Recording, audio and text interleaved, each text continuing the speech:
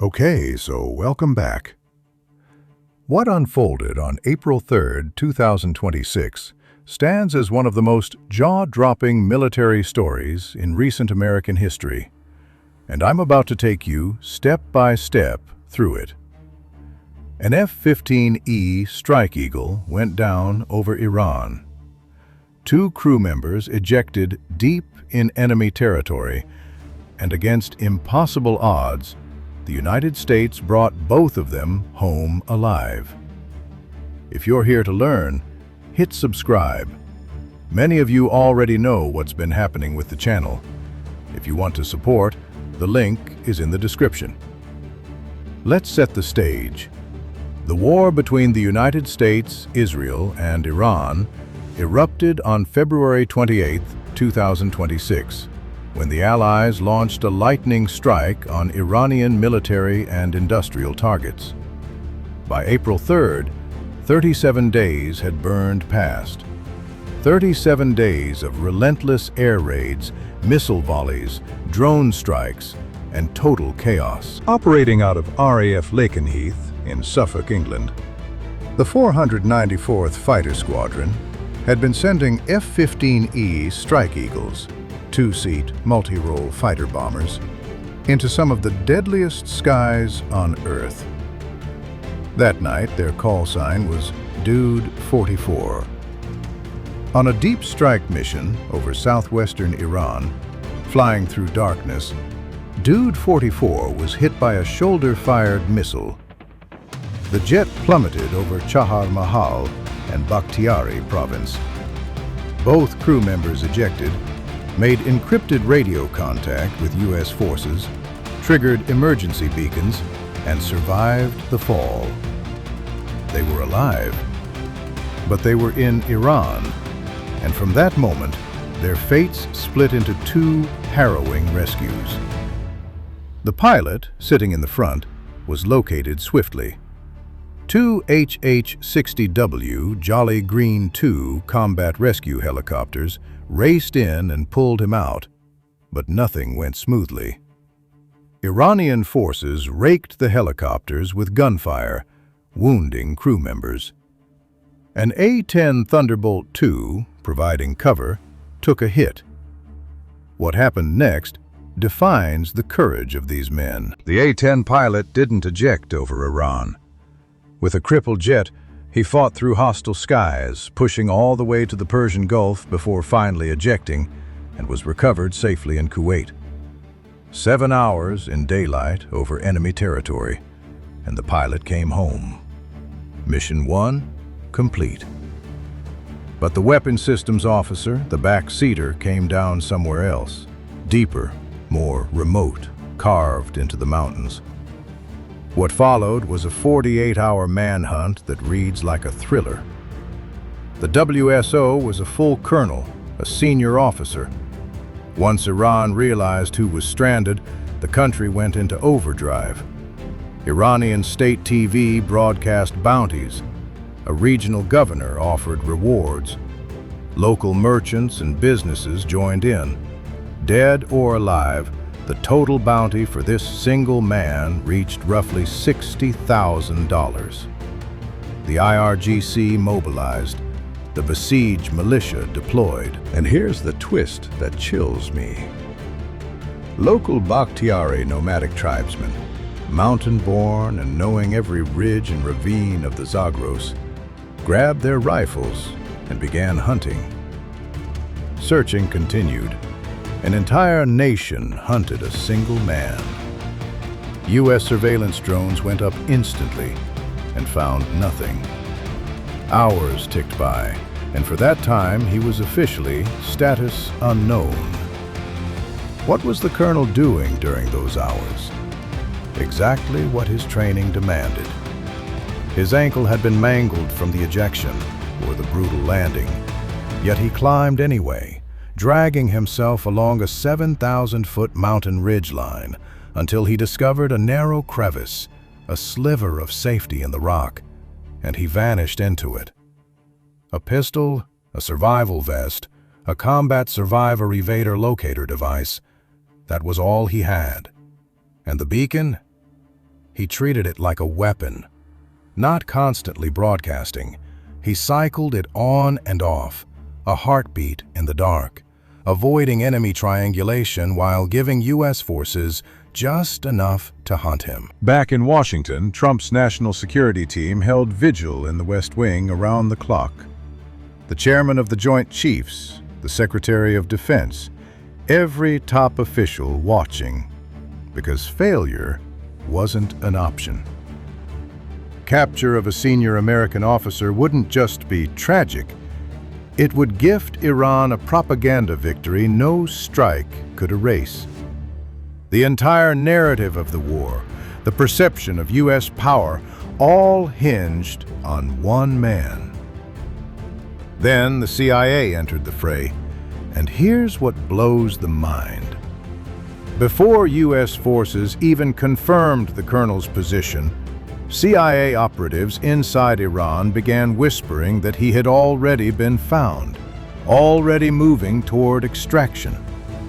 A calculated lie, perfectly timed to force Iranian search units to chase shadows. It worked. Iranian forces scrambled toward a rescue that didn't exist, leaving the real target unguarded. Meanwhile, using what one senior official called unique, exquisite capabilities, the CIA pinpointed the colonel's true hiding spot. Another official said, "This was the ultimate needle in a haystack. A brave American soul, invisible in a mountain crevice, made visible only by our capabilities." The CIA called the Pentagon called the White House. Trump gave the order, "Go get him." Late April 4th, early April 5th local time, the rescue unfolded at a scale that defies belief. 155 aircraft were tasked with retrieving one man. MC-130J Commando II transports, built to land in denied airspace, touched down on an abandoned 3,900-foot dirt strip 14 miles north of Shareza in southern Isfahan province in enemy territory. Little Bird helicopters ferried commandos up into the Zagros Mountains to reach the colonel. Fighter jets provided top cover. Armed MQ-9 Reaper drones circled, hunting every move. And here's the edge-of-your-seat detail. Those drones engaged Iranian forces who came within 3 kilometers of the colonel's hiding spot. 3 kilometers. On the ground, commandos clashed with approaching enemy troops. Attack aircraft dropped bombs on advancing convoys. Electronic jamming blanketed the area. Iran claimed a drone was downed over Isfahan. 2 rescue helicopters took small arms fire from Bakhtiari tribesmen, staying aloft with wounded crew aboard. And then came the nightmare no one wanted to face. 2 of the MC-130J transport planes on that improvised airstrip suffered mechanical failures and couldn't lift off. U.S. forces made a brutal decision instantly: destroy both planes on the spot. Millions of dollars of advanced American military hardware detonated on an Iranian farm, a controlled inferno to keep them from ever falling into enemy hands. 3 more aircraft raced in to finish the extraction. The colonel emerged from his mountain crevice, ankle sprained, battered, bruised. Trump later called him seriously wounded, but alive, breathing, coming home. Just after midnight on Sunday, April 5th, Trump posted on Truth Social, "We got him." He hailed it as one of the most audacious search and rescue operations in U.S. history and added, a line that will echo, "This is the first time in military memory that 2 U.S. pilots have been rescued separately deep in enemy territory." Israeli Prime Minister Netanyahu called Trump personally to congratulate him, noting that Israeli forces had postponed strikes on Iran to avoid interfering and that Israeli intelligence had been fully involved. "I am deeply proud," Netanyahu said, that our cooperation on and off the battlefield is unprecedented, and that Israel could help save a brave American warrior. Iran, of course, told a very different story. Their military spokesman compared the mission to Eagle Claw, the failed 1980 hostage rescue that ended in chaos and helped topple Jimmy Carter's presidency. The Foreign Ministry went further, implying without proof that the entire operation masked a plot to steal enriched uranium from the Isfahan nuclear complex. Every side shapes the story. That's war. But here's what lingers. A colonel, nameless to the world, huddled in a crack in a mountainside. A sprained ankle, a pistol, a beacon flicking on and off in darkness. Surrounded by a nation hunting him. Not panicking, waiting, trusting rescue was coming. Rescue crews flying into hostile skies, dodging gunfire, watching planes burn on an Iranian farm, wounded yet pressing on.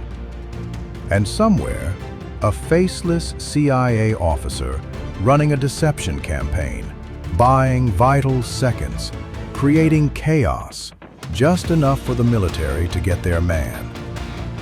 Trump said something that, regardless of politics, rang true. We will never leave an American warfighter behind. That has been the creed of the U.S. military for generations. On April 5th, 2026, deep in the Zagros Mountains, amid a war nobody fully grasps yet still raging, that promise held. All three returned home. The F-15E crew, the A-10 pilot, alive. In a world this volatile, in a war this tangled, that is everything. This is today's story. I've spent months analyzing what's coming between 2026 and 2030 and compiled it all into an ebook, The Next Global Shift: How to Stay Ahead of Economic Collapse and War. The economies, the conflicts, the moves you need to make. Links in the description if you want a copy. I'll see you next time.